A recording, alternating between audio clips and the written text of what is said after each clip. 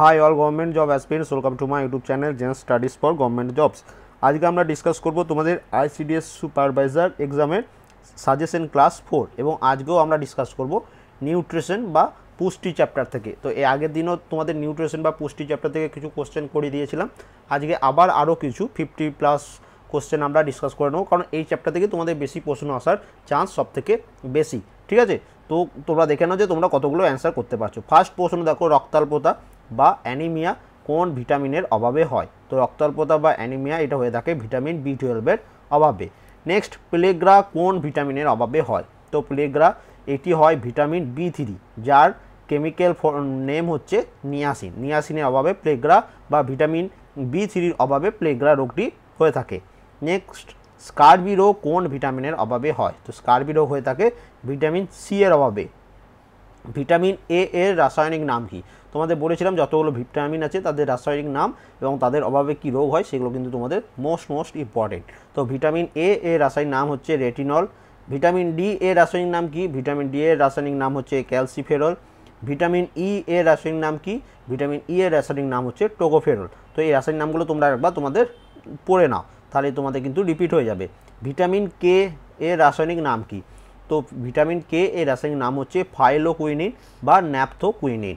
Next, vitamin C এর রাসায়নিক নাম কি? এই প্রশ্নটা বেশিরভাগ প্রশ্ন এসছে ওয়েস্টবেঙ্গল পিএসসি যে পরীক্ষাগুলো নেয়। তো এটার অ্যান্সার হচ্ছে অ্যাসকর্বিক অ্যাসিড হচ্ছে ভিটামিন সি এর রাসায়নিক নাম। ভিটামিন B12 এর রাসায়নিক নাম কি? তো ভিটামিন B12 এর রাসায়নিক নাম হচ্ছে সায়ানোকোবালামিন। অপশন এখানে কোনো অপশন নেই। তো নেক্সট চলে আসি, ভিটামিন B2 এর রাসায়নিক নাম কি? তো ভিটামিন B2 এর রাসায়নিক নাম হচ্ছে রাইবোফ্লাভিন। নেক্সট চলে আসি ভিটামিন B1। ভিটামিন B1 এর রাসায়নিক নাম কি? তো ভিটামিন B1 এর রাসায়নিক নাম হচ্ছে থিয়ামিন। নেক্সট চলে আসি ভিটামিন ADEK কোন ধরনের দ্রাবকে দ্রবীভূত হয়? তো কালকেই আগের দিন যেটা তোমাদের ক্লাস নিয়েছিলাম সেখানে বলেছিলাম যে ভিটামিন ADEK এগুলো হচ্ছে সব ফ্যাটে বা স্নেহ পদার্থে দ্রবীভূত হয়। তো এখানে দেখো এটাই লেখা আছে যে ভিটামিন ADEK এগুলো ফ্যাটে বা স্নেহ পদার্থে দ্রবীভূত হয়ে থাকে। একটি পরজীবী উদ্ভিদের নাম লেখো।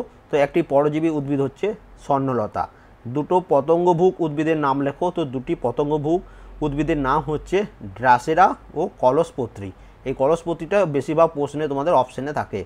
কোন উদ্ভিদে পরভোজী পুষ্টি দেখা যায়? তো ছত্রাক, স্বর্ণলতা ইত্যাদি ক্লোরোফিলবিহীন উদ্ভিদে পরভোজী পুষ্টি দেখা যায়, কারণ এই ছত্রাক, স্বর্ণলতা এদের মধ্যে ক্লোরোফিল থাকে না।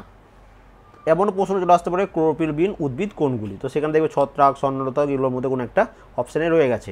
নেক্সট দেখো, মৃতজীবী পুষ্টি দেখা যায় কোন প্রকার উদ্ভিদে? তো মৃতজীবী পুষ্টি এগুলো দেখা যায় ছত্রাক জাতীয় উদ্ভিদে। পরজীবী পুষ্টি দেখা যায় কোন উদ্ভিদে? তো পরজীবী উদ্ভিদ কিছুক্ষণ আগেই বললাম যে স্বর্ণলতায়। একটি মিথজীবী উদ্ভিদের নাম লেখো। তো একটি মিথজীবী উদ্ভিদ হচ্ছে লাইকেন। ব্যাকেটে দেখো লেখা আছে শ্যাওলা ও ছত্রাকের সংযোগে গঠিত। হস্টোরিয়া কোথায় থাকে? তো হস্টোরিয়া থাকে স্বর্ণলতা নামে পরজীবী উদ্ভিদে। এই প্রশ্নটা ওয়েস্টবেঙ্গল পিএসসি বিপিএস এক্সামে এসছে, তাই তোমাদের কিন্তু ইম্পর্টেন্ট। ভেলামেন কোথায় থাকে? তো ভেলামেন থাকে পরাশয়ী উদ্ভিদের বায়বীয় মূলে। কোন উদ্ভিদ আমিষ জাতীয় খাদ্য গ্রহণ করে? তো পতঙ্গভুক উদ্ভিদ যেমন সূর্য শিশির, এরা কি করে? আমিষ জাতীয় খাদ্য গ্রহণ করে। একটি মূল পাতাহীন সপুষ্পক পরজীবী উদ্ভিদের নাম কি? তো সেটি হচ্ছে স্বর্ণলতা। উদ্ভিদ পুষ্টিতে ব্যবহৃত দুটি অধাতব মৌলিক উপাদানের উদাহরণ দাও। তো সেটা হচ্ছে কার্বন ও হাইড্রোজেন।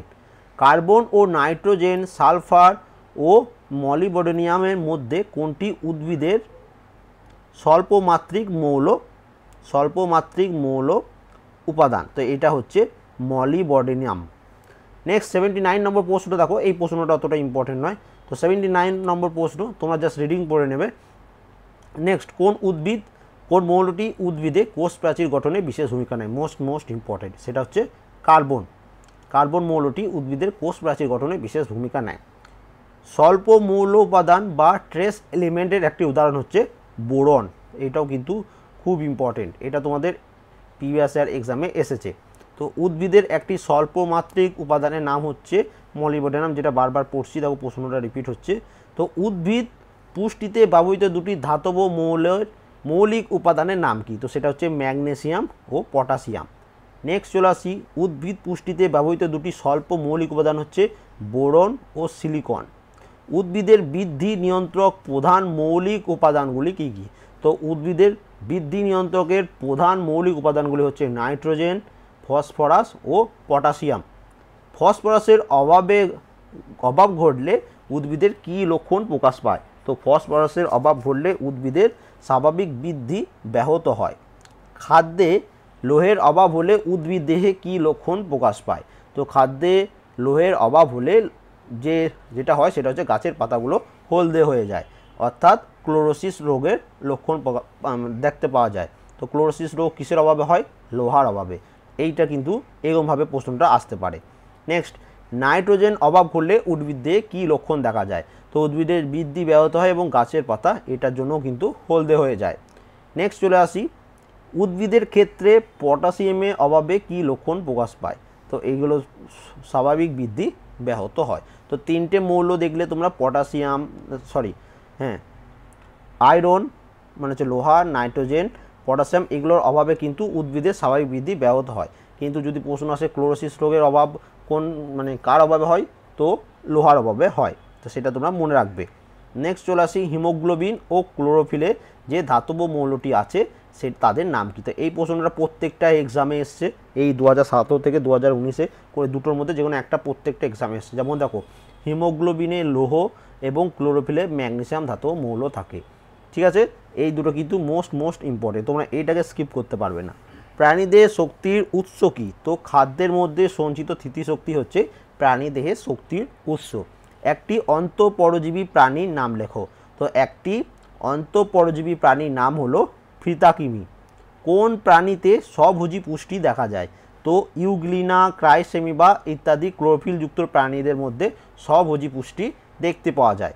চলে আসি 93 নম্বর প্রশ্নে, মানুষের ক্ষেত্রে এফি মৌলটি উৎস কী? এফি মানে হচ্ছে লোহা। তো লোহার উৎস কী? লোহার উৎস হচ্ছে গম, বাদাম, ভুট্টা, মাছ, মাংস, এগুলো খেলে আমাদের শরীরে লোহার পরিমাণটা বাড়ে। তো নেক্সট দেখো, প্রাণীদেহে ক্যালসিয়াম ও ফসফরাসের প্রধান উৎস কী? এতক্ষণ উদ্ভিদ দেহে পড়ছিলাম, এবার পড়ছি প্রাণীদেহে। তো প্রাণীদেহে ক্যালসিয়াম ও ফসফরাসের প্রধান উৎসগুলি হচ্ছে ডিম, দুধ, ছোট মাছ প্রভৃতি খেলে কী হয়? আমাদের শরীরে ক্যালসিয়াম ও ফসফরাসের যোগান হয়। নেক্সট চলে আসি, প্রাণীদেহে ক্যালসিয়ামের অভাবে কী রোগ হয়?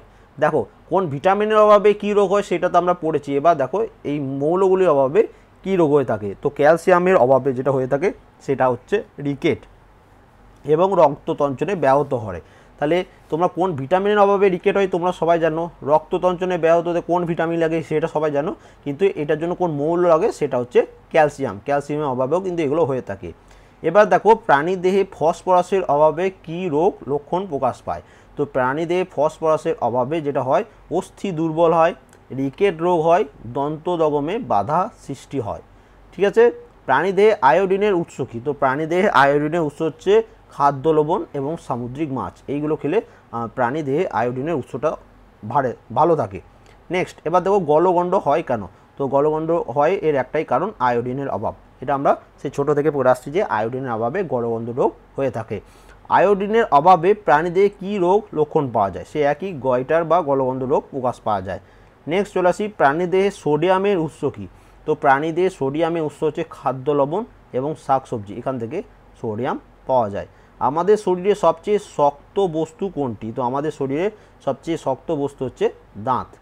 শর্করা পরিপাকের স্থানগুলি কোথায়? দেখো, এই ধরনের প্রশ্ন কিন্তু খুব ইম্পর্ট্যান্ট, আসার চান্স খুব বেশি। তো শর্করা পরিপাকের স্থান হচ্ছে মুখবিবর এবং ক্ষুদ্রান্ত। এবং ফ্যাট পরিপাকের স্থানগুলি কোনটি?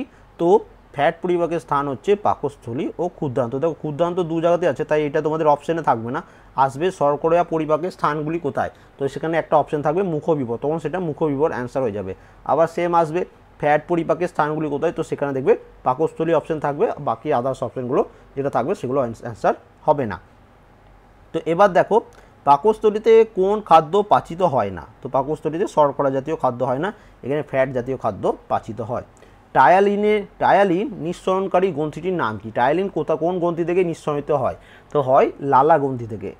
এটাও পিএসসি পরীক্ষায় এসছে, তো যেগুলো আমি বলছি পিএসসি পরীক্ষায় এসছে সেগুলো কিন্তু তোমাদের মুখস্থ করতেই হবে। পতঙ্গভুক উদ্ভিদ কোন খাদ্যের জন্য পতঙ্গকে আত্মসাৎ করে? তো প্রোটিন জাতীয় খাদ্যের জন্য পতঙ্গকে আত্মসাৎ করে। লালারসে কী প্রকারের উৎসেচক থাকে? Question number 107। তো এটা দেখে নাও যে লালারসে অ্যামাইলোলাইটিক বা শর্করা ভঙ্গক উৎসেচক থাকে। এছাড়া লালারসে ব্যাকটেরিয়া ধ্বংসকারী লাইসোজাইম উৎসেচকও থাকে। নেক্সট, অপরিহার্য অ্যামাইনো অ্যাসিডের সংখ্যা কত? তো অপরিহার্য অ্যামাইনো অ্যাসিডের সংখ্যা হচ্ছে 8টি। মুখবিবরে কোন খাদ্য পাচিত হয় না? তো মুখবিবরে খাদ্য পাচিত হয় না প্রোটিন ও ফ্যাট। এ হয় না বলেছে, না পর্যন্ত কিন্তু পড়বে, কারণ পিএসসির পরীক্ষায় এরকম ধরনের প্রশ্ন প্রচুর আসে। নেক্সট দেখো, প্রোটিন পরিপাকের স্থানগুলি কোথায়? তো প্রোটিন পরিপাকের স্থান হচ্ছে পাকস্থলী ও ক্ষুদ্রান্ত, এটা পড়লাম। লাস্ট প্রশ্ন দেখো কি বলেছে, মানব দেহের অগ্নাশয় নিঃসৃত রস নালীপথে পৌষ্টিক নালীর কোন অংশে এসে পৌঁছায়? তো সেটা হচ্ছে ক্ষুদ্রান্তের ডিওডিনাম অংশে। তো এই লাস্ট প্রশ্নটাও কিন্তু খুব ইম্পর্টেন্ট। তো লাস্ট প্রশ্নটা একবার বলে দিচ্ছি যে মানবদেহে অগ্নাশয় নিঃসৃত রস নালীপথে পৌষ্টিক নালীর কোন অংশে এসে পৌঁছায়? তো ক্ষুদ্রান্তের ডিওডিনাম অংশে এসে পৌঁছায়। তো এই প্রশ্নগুলো আশা করি ভিডিওটি ভালো লেগেছে।